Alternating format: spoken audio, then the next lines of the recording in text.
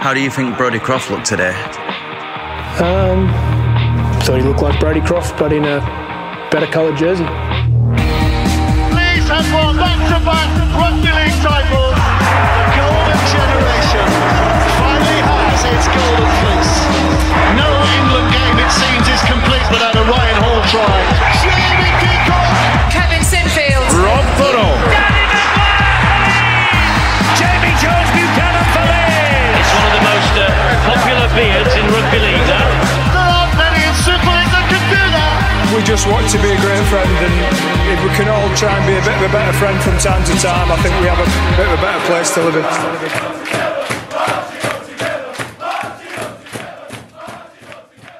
The Lot Pod is kindly sponsored by Fast Signs. Fast Signs are an established family-run business who've been providing businesses around Leeds and West Yorkshire with effective signs and graphics for almost 30 years. Fast Signs are passionate about helping customers make a statement with signs that are eye-catching, effective and delivered fast. Hi everybody, welcome to the Lot Pod, the Leeds Rhinos Lot 17-8 podcast, kindly sponsored by Fast Signs, match review panel time. No Statman Reese as he continues his break from the podcast. So joining me, have we decided if you're left-hand man? Well, I am today, right-hand man. Literally. Producer Chris anyway, how are you? Yeah, good. Excellent. And joining us for the first time in the new studio, it's Duncan. What do you think? First time. Wonderful. Bit of an upgrade, right? Massive upgrade. Carl Pratt behind the camera still. Looks good there. Looks even better there. Didn't know where I was going when I came in. Looks even better on that side. But you don't see that. You need to watch on YouTube, by the way. And it's also your third overall this year. So you're the first regular in the studio 3 times. So here's your hat-trick ball. Knock on. I thought you'd knock it on. Salford versus Leeds, match review, panel time. We'll start in true Lot Pod fashion with positives. Duncan, what can we as Rhinos fans, as a club, take from this game, do you think? Weirdly, I'm actually quite positive about you are it. We've just spoke about this. Sit down, mate. We think you're going to be the voice of reason in a positive sense for this one. So my positives, first 20 minutes I thought we were really good. Yeah. Croft's try, brilliant, shows that we've actually been working on attack, which we've been calling for a number of weeks. It was broken down by a structured play. It wasn't off the cuff. You can see Arthur's getting us to go more direct. I won't go into the negatives. We're not there yet. I just thought you can see that it's coming. The problem is we've just got no pack. But I thought there were some bright sparks. I think Alfie Edgell yet again, really good carrying the ball, really good defensively, don't let anyone down. Really good to see another Leeds lad coming through. I always feel like a proud father.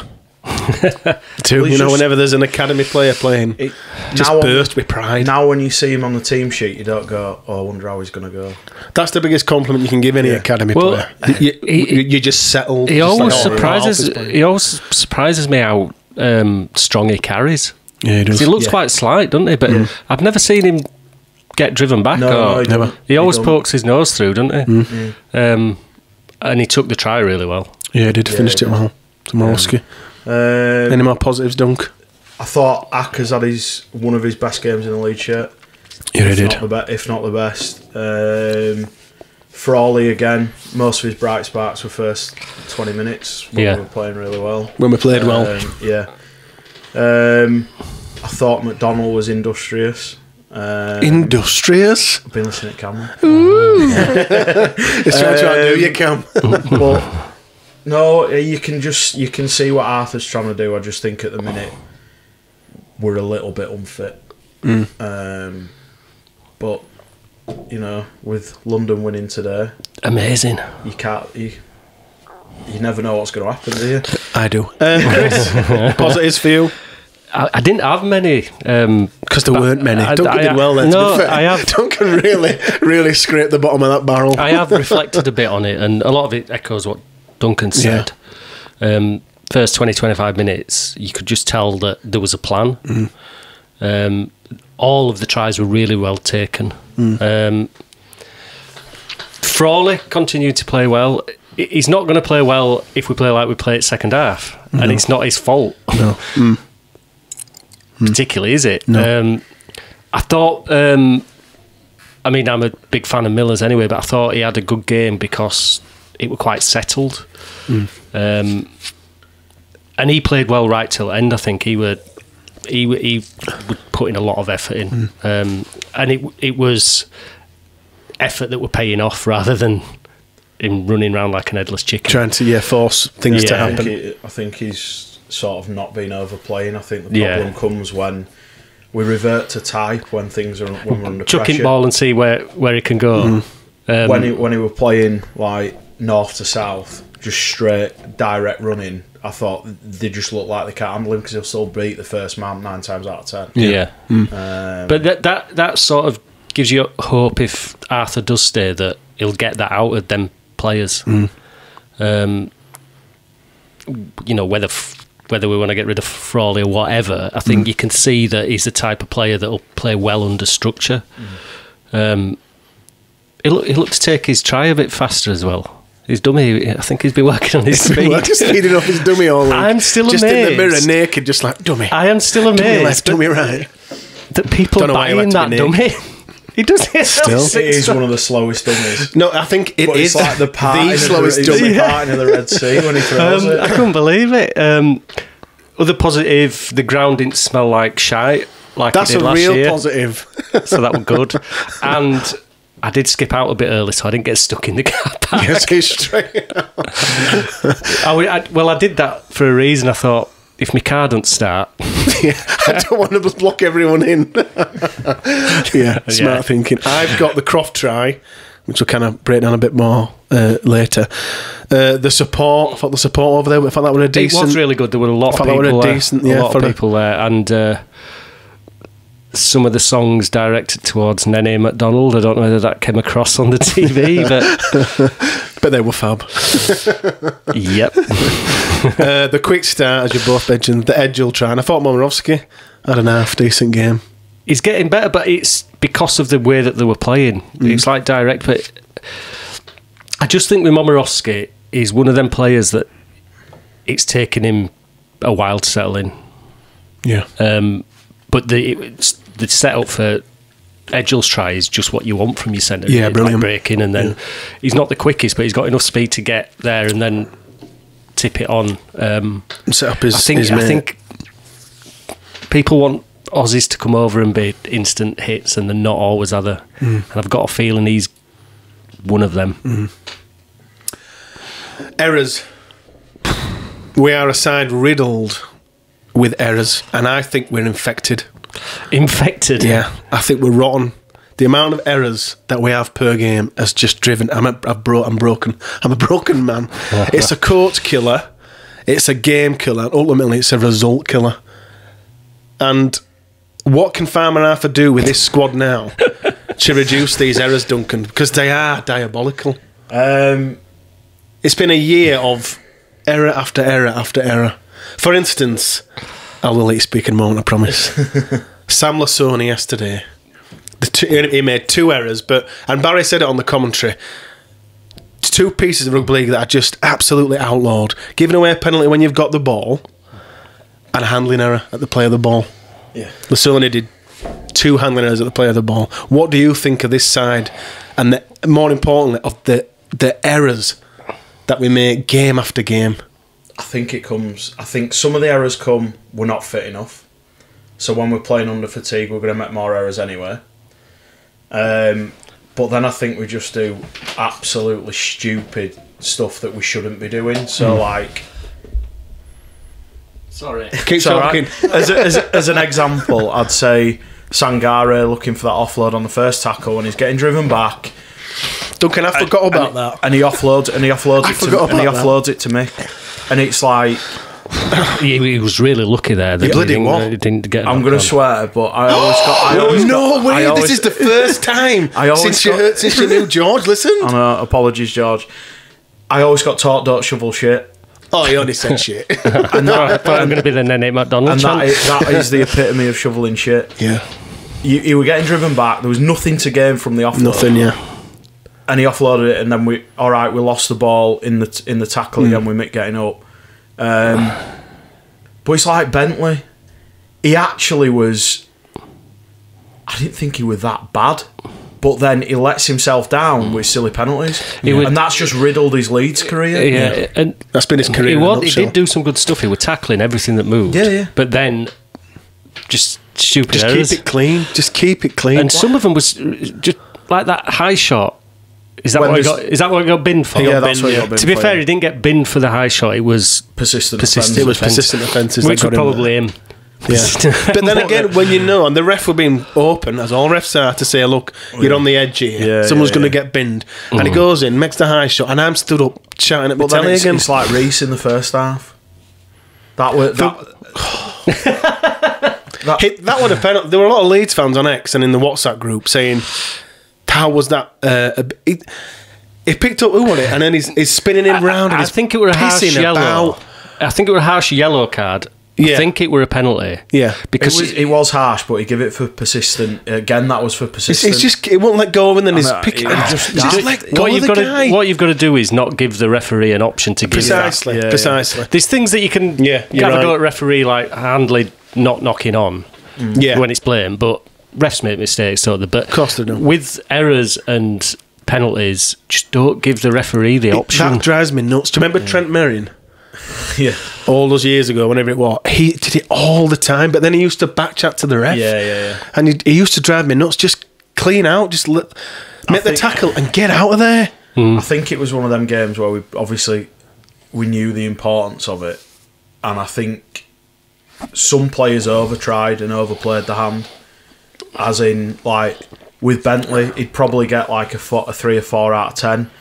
But actually, if he'd have not got yellow carded, I think you'd probably be looking more like a 7. I thought he was solid in the middle. He does look better at prop than he does at second row under how Arthur wants him to play.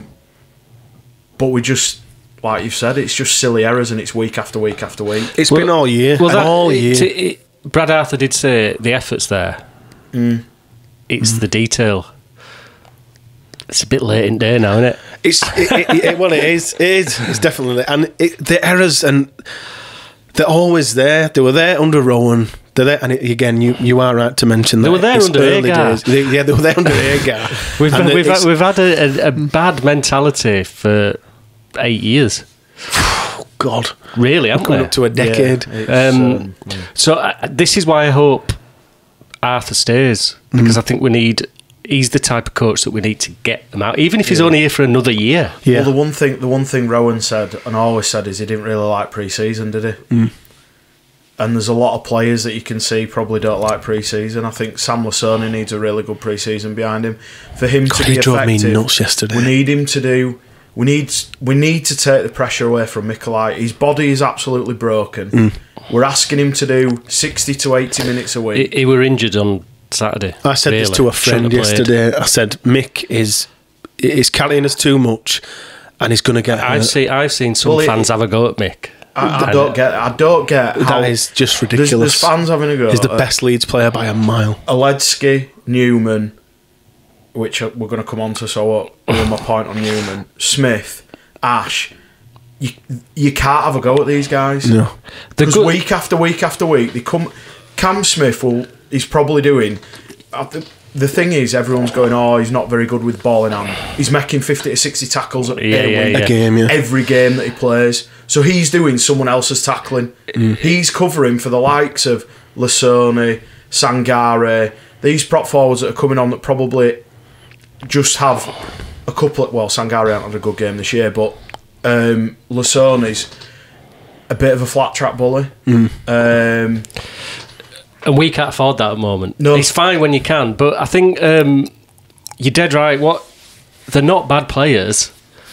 They're excellent players playing in a bad side. Yeah. And people seem to forget that sometimes, don't they? It's like, you look at Warrington last year, they've not made that many changes, have they? No. Apart from the head coach and the coaching assistants. And they look a totally different side. So you see a lot Remarkably, of. yeah. I know you said it today on his message. Get rid of them all or whatever. It's like there's a lot of that in there, and I can understand that, but we need to add players, not particularly get rid of lots of We need players. props. For me, Right what now. we need to do is the pack needs completely dissecting, barring a couple of players. The quota spots. Yeah. The quote spots are killing us. Yeah. Leeds have always had. I went to that wingers evening where Ash Hanley was speaking, and there was Alan Smith, one of the old Leeds players from like the 70s, and he was saying Leeds has always been synonymous with a great academy with a sprinkling of talent from overseas. And that's when we won all the trophies. And that's how we've. And you look back through the teams that we had: Lauatiti, Webb, Badeiras, Donald, guys at Lulawai, guys that were coming over. Some of them weren't heard of when they got over here. The likes of Lulawai, he was a bit of a journeyman in the NRL, but he came over, bought into the Leeds ethos, and was just absolutely one of the best signings we've made. Yeah. Delaney was the same. Probably didn't hit the ground running in the NRL. Just on Delaney and Scott Donald, they didn't have great first seasons neither. No, they didn't. No. So you've just got to sometimes bear that in mind, haven't you? And then they flourish. But you're dead right, as quarter spots, they've got to be wise, aren't they? You're not going to get Lauatiti and Webb anymore. No. Can't always get them out of retirement. You're not going to get them. But you've got to be. That's why you've got to be smart, aren't you? Which is what Ian Blease is there for. Really. Yeah. And I trust that him and Arthur will get it right, but we've got to demand more from them. Yeah. You can't have, because they're going to be top earners because they're coming from overseas. You can't have players. Unfortunately for Fussy, I think he's a superb player when you get him on the field. He's just been injury prone right from the word that we've had him. So I would look to. Well, he'll be going. The writing's on the wall. Yeah, we've signed Ryan Hall, haven't we? Yeah. But I'd be more than happy for Alfie Edgell to be, or Riley Lund, one of the kids, or Ned, or Ned. I don't think we need to sign another winner. No, we do. Well, they should be. It shouldn't even be a question of when, because now when Fussy's fit, you won't put him in over Edgell. No way. But what I'm trying to say is that shouldn't even be a question, because you've got one of your quota spot wingers coming back. There should be an automatic selection. I don't agree that he should be in ahead of Fussy, ahead of Edgell. But what I'm trying to say is, Fussy being fit, he should just straight a instantly spot back in. Player, we shouldn't be thinking, he's back. Oh, actually, he's back. I'd rather Does he keep get out in the team? Yeah, I agree. I'm not keen on quota spots for wingers unless they're absolutely outstanding. Anyway, you know what I mean. I think we've got enough in the academy. Definitely. Need them all in pack. That's it. That's it. I'd be quite happy if we had. What have we got? 2 quarter spots open. Reece, Fussy Tour, and then potentially more. More if I know there's been Reece has given him wriggle room to work within the cap, haven't they? Yeah. With him leaving. Them 2 quarter spots need to go on some big nasty men. Yeah, both. Yeah, both. Not bothered with it. 2 props. Look, Frawley. By the way, I'm enjoying this debate more than talking about the actual game. So so is everyone else. So let's just keep pushing this agenda. Like Frawley, whether you think he's the right player, he's signed for next year, isn't he? Yes, 1 more year. So put the quarter spots to big nasty men. To the props, what I want. But I mean, you trust Ian Blease with recruiting well because he did it at Salford, and then you trust if Farmer Arthur is still here. That combination, does that fill you with? That fills me with confidence. Yeah, and have you seen his midweek presser? I think I mentioned this to you on. He's talking like he's staying for next year. He's talking that as well, and I know we put 2 and 2 together. Yeah, no, but he's talking about recruitment, isn't he? And what we need for next year. Now I'm getting 12 out of 2 and 2 here. Yeah, but he's talking like he's going to be here. I hope that's the case. If not, I don't want it to turn out to be a bit pointless, but it's a bit weird, isn't it? Yeah. Because depending on who comes in, they might have a different philosophy. But that's where I think, if you look at the 2 front runners, you're probably looking at Arthur and Rowley. And Rowley's philosophy isn't too dissimilar to what how Arthur's wanting us to play. So I think the first choice has to be Arthur. We have to do everything we can to keep him. But if he wasn't to stay, then I don't. Would you back Paul Rowley? See, Arthur is the man. He's absolutely for 2025 and beyond. He is, he's absolutely the person to turn the club's fortunes around, and he's without doubt the best coach we can get. He's probably the best pedigree of coach that anyone in Super League can get. You're not going to get someone like that again. No. So if we don't get him, and it is Paul Rowley, however you say it, would you have confidence, Dunk, if it were Paul Rowley to? Because I tell you what, let me put a bit more flesh on that bone for you. I'm sick of having these types of seasons. Yeah. Oh, yeah. We're all fed up. I'm at broke. Transition. The problem is with the transition thing is we're not rebuilding. We haven't transitioning anywhere. What's the word? We haven't transitioned. The problem is, it's because we're in this endless cycle of getting rid of people, not getting right people, it's not awful. recruiting. It's awful. And it's happened since. Well, in my mind, Brian McDermott should have gone. Well, he should have gone in 2017. That should have been his swan song. They should have been building to get someone else. Yeah. But what we've done is, I know we're going over what's happened, but people are enjoying that. I can assure you, they're enjoying this more than the review. Oh, we've sacked Brian McDermott. Shit, we've got to sort something out. Yeah. They employ Kev when he's probably not ready for that job. He employs Ferner, sacks him after what felt like 5 weeks or something, and we're just in that. They got Rowan in, and whether you agree with Rowan, but they should have stayed or gone or whatever, he's gone, hasn't he? Mid-cycle again. Yeah. So, Rowan's coaching aside, you've got rid of someone again, so you're in another cycle, and you can't rebuild if you're getting rid of people constantly. I think the one thing that we have done differently, and to Hetherington's credit, who again gets a lot of flack, getting Blees in. Oh, 100%. Yeah, because that then now gives you a long-term plan. We're not putting everything at the coach's door, and you quite rightly say we've just gone round and round, and it feels like he's signing players, the new coach coming in, signs players how they want to play. Then the next coach that comes in don't want to play that way, so we end up with a waste of cap space.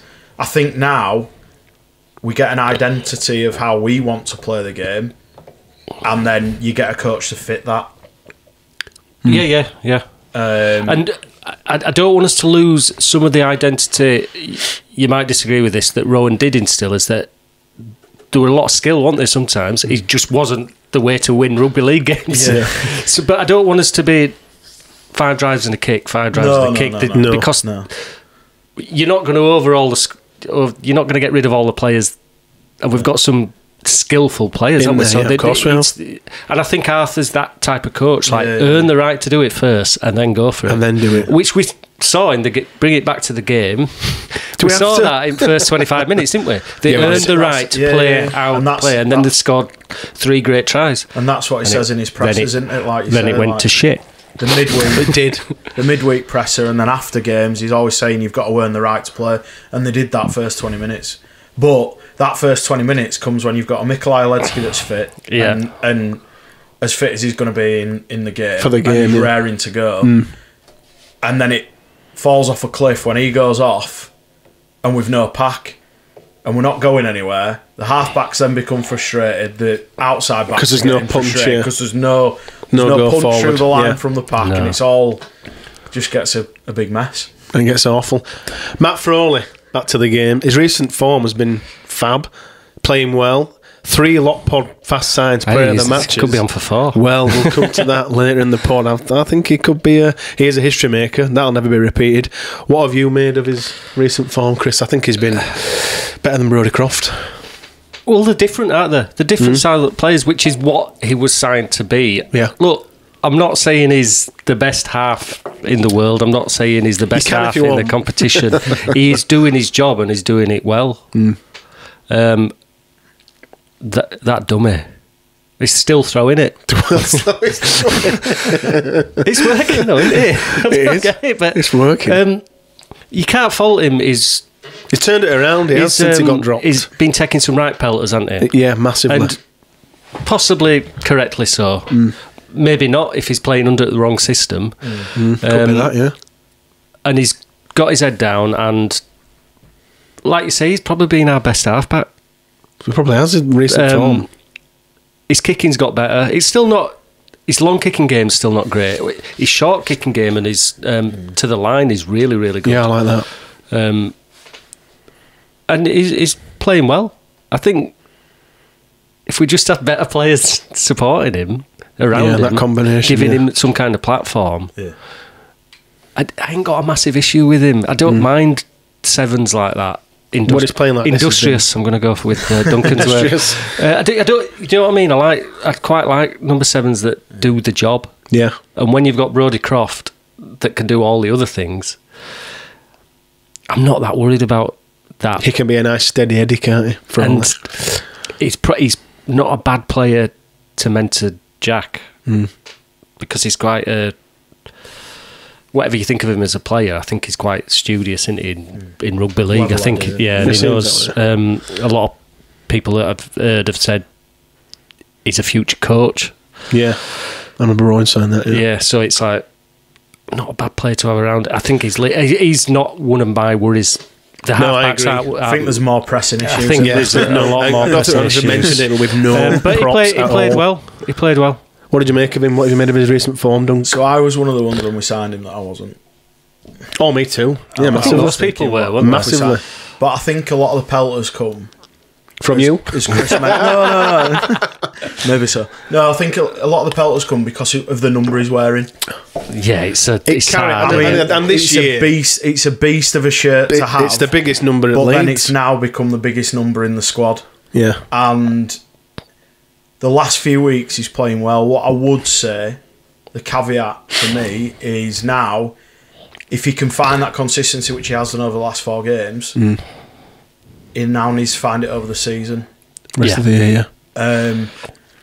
We don't help our halves because we ain't got a back rower that's someone like a Curtis Sirenen. Not that I would want to sign him, but a big, wide running back rower who's a bit rangy, who hits the ball really hard. We haven't got that. They haven't got that outside them. For all he's hitting a short ball to his second rowers who are just... They might take 2 or 3 to put them down, but they haven't got an offload in the game. And that's true. They aren't going to break We don't offload a lot at all. What would we look like? They do not have an offload at all, do What they? would we look like looking at next year? Which we seem to have wrote off this. If you're signing 2 second rowers and we're saying we've got 2 quota spots available, going down the route of having a line busting back rower could really help out the likes of Croft and Frawley. And like I said when Chris was talking, I think we've got more pressing issues than looking at replacing someone like Frawley, who's proven that he can play in probably not the best team with 2 forwards. So if he had 2 big ugly overseas nasty props there, same for Brodie. I think you're dead right about the second rower because I really like James McDonald and I think he's playing well under Arthur. But you don't need 2 of them, do you? No. We've got they're all and grafters, everyone's up in arms about Martin leaving, but what you've got to think of, it gives you an opportunity to replace him with somebody that's better suited for the team. Yeah, he's a good player. And to Arthur, he's a good player, but he's not irreplaceable. No, and I think we probably need a different type of second rower. Yeah. Like you say, just a big leggy offloading with an offload. Yeah, and then you've got James McDonald that's the grafter next to him. He's just a grafter, isn't he? And he broke the line a few times as well, didn't he? Yeah, he did. But he don't make many mistakes neither. He tackles. I like McDonald. He's a good player, but I think we need a different type of player on the other side. And your centres outside them will benefit from that. Yeah. Speaking of centres, we need to speak about one. I feel like we haven't mentioned him at all this year. Momorowski. I think he's gone completely under the radar for one reason or another. But Harry Newman, what have you made of his form this year? Seems way off his best, Duncan. Right, so I'm going to take it right back. Harry, for me... Is this a 3-hour podcast? It is a 3-hour podcast. In, guys. So, Harry is one of them who... he wants to win. He's a winner. That's where the frustration and petulance can come from. Yeah. The coaches he's played under, he hasn't played under really a coach of any. Probably Sean Wayne's had the biggest impact on his career so far. It seems that way, yeah. And he's the England coach that he sees once every 6 months. So he's now got Arthur. I think 2 weeks ago, Reece said he'd made 170 odd metres. Yeah. A lot of it is we still can't find a way to get him ball in hand and good ball. It's always he's hitting the ball up into 3 or 4 defenders. That ain't Harry's game. Harry's game is bouncing inside, picking a gap when defences are tired. But it goes back to we ain't got a pack that can wear a team down. So it seems like he's battling against fresh defences. A lot of people are saying he's not worth the money. Yes, he was given a marquee deal. I always say if we went now and went right, the whole team at Leeds Rhinos is on the transfer list. Guarantee Harry Newman goes to a top 2 side. Yeah, be gone. 100%. There aren't many other players in our team 100% that go to a top 2 side. Is the current England centre. Exactly. Yeah. So I do not understand these fans that go, get rid of him. Get someone else and in. Get who? It's absolutely pointless getting rid of one of our only England internationals. Get rid of him. That actually counts on not for much on cap because he's homegrown. Costs us about 75p. What you've got to do is work a way to get him playing well. Not. Yeah. Do you know what I mean? It seems a bit. I think he's lost a bit of pace now. Whether he could regain that, he's had a lot of injuries, hasn't he? He doesn't seem the type of guy that. It wouldn't knock his confidence having the injuries, which has probably been his fault. His downfall, do you know what I mean? Getting injured repeatedly. But he's strong into contact, isn't he? He did look a bit faster this week. We're just not using him right. Maybe, again, that's the second row thing. Well, the forwards, there's no platform for him. You need to give him some... He needs to work off. You're dead right. Like a broken field or you get him into some space. He's not. All we're doing is throwing him ball and he's cuts back inside and gets tackled. Carting it up, and it's like. He's got a good offload on him as well. He's probably the only player in our team that actually offloads. Apart from Sangre. On his own line. He's just dropping balls. We'd rather he didn't. They're just hospital balls. So I don't want to hear. Well, I'm not saying I don't want to hear it. It's everyone's opinion, isn't it? But it's absolutely ridiculous talk saying get rid of Harry Newman. No, ridiculous. Absolutely ridiculous. A player that is leaving is Reece Martin. What did you think of Reece Martin's performance yesterday, producer Chris? It's probably the worst game I've seen him play. Yeah, in a Leeds shirt in his whole career. Yeah, which is does that just before you. It's the first game since it was announced he was leaving. Is that correct? Yeah. Is that coincidence that he has an absolute he's stinker? That type of player. He's a bit more professional than that. I don't know. It might work the opposite. That he's hand. wanting to help the team, and he just tried too hard. I don't know. I sort of when I first heard it, I'm like, I'm a bit gutted, but I'm not. Nobody's irreplaceable. His goal kicking might be, but I don't know what his percentage rate is this year because it's not been as good as previous years. It's 81%. He's usually the. He doesn't know that, does he? He doesn't say it with confidence and everyone believe he doesn't know that.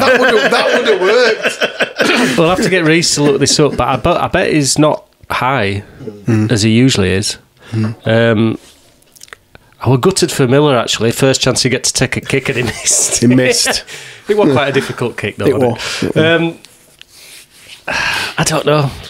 I'm not that bothered that he's leaving now. Yeah, just after that performance. No. I think I've just got over it. It's like I'm still a bit gutted, me. I don't. Can we do better? We'll see. Or can we do different? Shall we say that? We'll find out. Yeah. Hopefully. I don't know. Yeah, it was poor. What did you make of his performance yesterday, Duncan? It was. I echo what Chris said. I thought it was poor. He's struggling to open a can. I can't open this can of Guinness. I was trying to do it quite subtly. I'm mesmerised. I can't open it. There we go. Done it. No, Reece yesterday was poor, but I think, like we've said, he's not irreplaceable. I think when the news broke, you get that initial. There's always the fans. No, but I still am. Is that what you're going to say? I'm still gutted. No, I'll tell you what. No, you get the fans that come out and go, "Oh, he's been lowballed," or he's Gary Everington needs to sort himself out. Please, It's needs to not sort true, himself is it? out. But no, it's not. I don't think that's true. I think he wants his. I think quite rightly, he has earned the right. For me, with Reece, Leeds owe him nothing. Yeah. And he owes Leeds. I nothing. agree. This is true. Yeah, he's I busy. agree. It's a short career, and he's gone, and he's going to earn more or similar money elsewhere. Yeah. And he might want to change. Why you'd want to go to Hull, KR, I've no idea. Yes, they are a better team, but he might need to live near Hull. There's nowhere even in the suburbs or That's the why I said surrounding area. To me, he'll probably Bevel live is in quite Leeds and nice. commute. Is it? He's going to commute, isn't he? He's Yeah. not. He's not going to up No, sticks. But he'll commute I from think, Leeds, won't like, he? Just like Danny I think did. I've seen some OKR fans saying we hadn't offered him more money. I bet they have. Oh, and they absolutely have. even if it's a little bit more, it's still more, isn't it? They If it's- absolutely If it's have. 20 grand a year more, it's 20 grand a year, It's isn't it? 20 grand a year. So it might be, and he's not as good a player as he is. He's not. You can't throw stupid money at players. To me, he's not in a position where we can keep him just for his goal kicking. Like we said, the second row needs a bit of work on it. We need some different types of players. We've offered Reece a contract. He's turned around. He said no, and he's gone somewhere else. Right, get over it. Look at a replacement. Which Blees ain't going to be daft. He ain't going to come in and go, "All right, Reece is definitely staying. We're not going to have possible replacements for him." I mean, that'd be really bad management, wouldn't it? Well, You've yeah. got to think, well, he might Yeah, go. yeah, yeah. If he's not signed, he might go. It's not near. Well, he hasn't signed for OKR yet. They ain't got a quota spot free, but I'm sure they will have. But there's with Arthur, he knows that Ryan Mattison very well. He'd be very, very good in Super League, and he's been told he can leave. right, So that's someone to. So you're telling me there's a chance? You never know. Let's talk about the red card that never was. It was Tim Laffey on Lackey Miller. If it's a yellow card, this is my view. If it's a yellow card and the referee, whoever says that's a yellow card, they're confirming that the offence was illegal. They've looked at it and said, right, that is an illegal hit. You know, that should not have happened. So if they give a yellow, why ain't it a red? well, I hadn't watched the replay or anything. Did they mention? Were there any mitigation? The production on the game wasn't very good. Was it So not you full couldn't- production? You couldn't hear the video ref. Right. I'm presuming that the thought that it were on falling or on the Yeah, ground. the mitigation But- was that Lockie would. But it's a lowering straight himself. blow. I don't. That's Shoulder not to much head. mitigation because he wasn't. When I saw it, he wasn't falling. He was just low to the ground, and then he hit him in the Yeah. Hit head him with his square in shoulder. the So jaw, it's yeah. like you've got to have. I thought it were a red when I saw it. It absolutely And is. It's the I most don't like reddest players- red card. I really, really don't in the like history of players red doing cards. this. But he did the right thing by staying down. He knew he'd been. It's bad that it's come to that though. It's really bad. It is really bad, isn't it? But he were going to get up, wasn't he? If he'd have got up, he'd have said play on. Wouldn't He were going to get up, He'd have and been then up. I don't condone it really, but I don't think he had a choice. He got cracked in the He head, got the shoulder clean. and his initial to his thought, head. like, I've got to get up and play a ball, and then he went down, didn't he? Yeah. It shouldn't come to that. They shouldn't have No, players needing to do that. No way. But I don't know what the answer is to that, unless. In the NRL, they've got like the bunker, haven't they? So they Yeah, can they've tell got the people- referee yeah, if they've got something's people gone on. looking at Something's happened here. Probably, unfortunately, ain't got the money to do that, have we? But I don't know. It's just going to keep happening. Players staying down. It will, even from Super League players watching that yesterday, they'll say, right, Miller's just had a clear shoulder straight to his noggin. And because he kind of got up and then went down, they've got, if he'd have laid down, they'd looked at it a lot more. If he'd have been laid on floor and they're going, right, he's in serious pain with his head, they looked at it, they dissected it more on the replays and said, right, that's a red. But it shouldn't come to that. I'm watching the replay and think that is a clear red card, whether it's a Leeds player or a Salford player. What about? Do you like the rugby union one where they give him a yellow and then they keep reviewing it? Love it. I don't mind that. Love it. You've just listen. We're not bagging the ref, we kind of are, but they need more support. We've got the video ref there. Well, it'll speed game up, wouldn't it? So, like, right, it's a card. We're not so you're off, but we are going to. We're not sure which it is. So give him a yellow, and we'll keep reviewing it. And give that decision to the video ref. Yeah, let them look at it. So the video ref says to the ref on the field, right, we're looking at this, bin him. It's definitely a binning, so we're starting with that. You're off, son.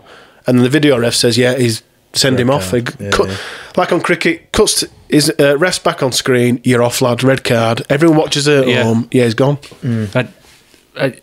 It's a bit of a no-brainer to introduce that to me, because rather than them looking at constantly and saying, well, is it yellow, is it red, is it yellow, just give him yellow. Yeah, get him off. What have they got? 10 minutes to decide? 10 minutes to... Yeah. Do that. I didn't even think that decision yesterday was even worth looking at. You saw it once, and it was like, that's a red card. As soon as it came up, and it was shoulder to the head, to me it was a red card, because it's shoulder to the head. And it's an early in the game, and it's a game-changing decision. Yeah. Well, we were running riot down where Laffey. He's a top-quality player, isn't he? Yeah. I thought, actually... I thought they did quite well containing him, but a lot of ball went to McDonald, didn't it? Yeah. And they contained him. We did quite a good job on the centres. What we didn't do was a good job on their second rower. Callum Watkins. Not a bad player, is he? On to the player ratings. Statman Reese. Too low. There we go. Statman Reese posts out... I might not say that this week. Too high. Statman Reese posts out on his X at Statman Reese a player ratings form. It's just a Google form that everyone can go in, fill in after games to send us their thoughts and their ratings for all of the Leeds Rhinos players. We do it for every game, so go follow Reese at Statman Reese, and you'll see this form for every match review panel.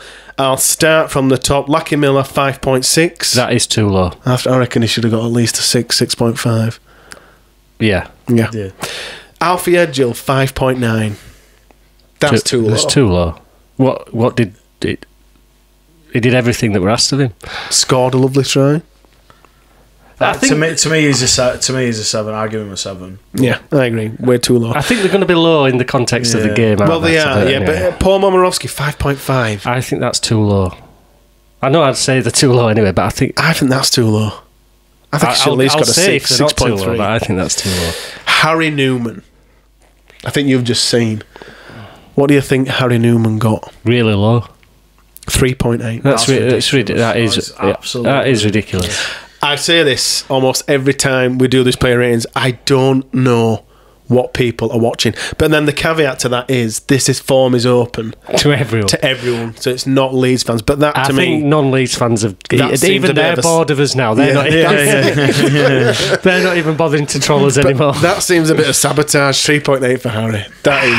That's diabolical. That is not a 3.8 game. Ash Hanley, 4.5. Again, I'm going to confidently say that's the lowest score Ash has ever had on this platform. Right, I think it's too low, but I'm not that bothered with him having a low score, because I think it was one of his poorer games. I think he had some errors, but he'll still got over 100 metres. It's still too low. So he should be. I would have said he's a 5. And one of them errors wasn't an error.